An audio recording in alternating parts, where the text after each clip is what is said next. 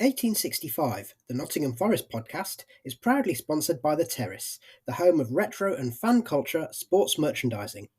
Check out their range of Forest merch by visiting theterracestore.com or visit them on social media. The 1865 Match Report.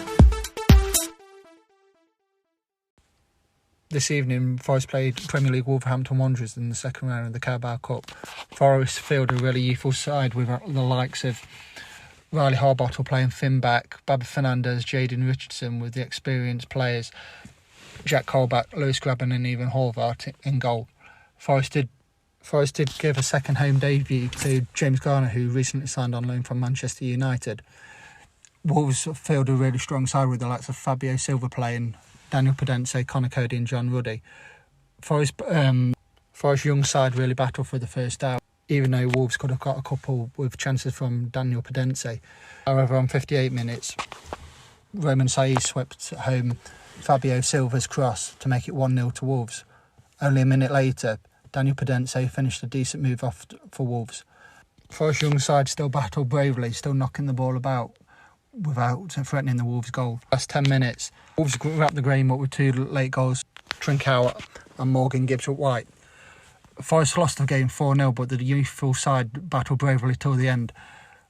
On Saturday, Forest played local rivals Derby County, in which Chris Hughton will be looking to get at least a point, or if not 3 points on the board after Forest's tricky start to the season. Despite stating the obvious, Forest do need players to back up the squad because the squad isn't strong enough.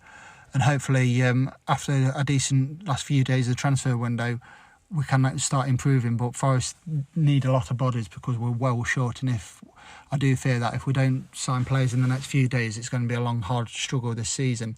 And another damning stat is that Forest have gone 3 hours without having a shot on target, which, despite the first team playing or the younger players playing, that is not good enough.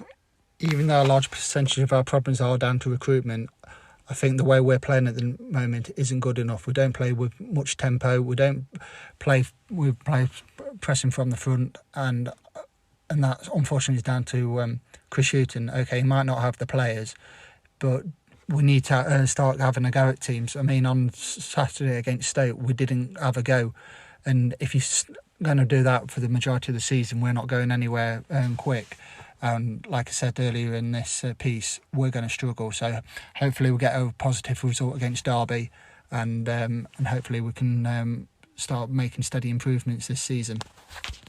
One last thing I would like to say about tonight, even though the young players battled really well till the end, and this is a massive step up, Wolves were head and shoulders in terms of quality. And even though if things weren't going to go well, they still had the backup of Adama Traore, Ruben Neves and Raul Jimenez up front. So it was a massive learning curve for the players, and hopefully they come back stronger from this, and it will put them in good stead for the rest of their careers.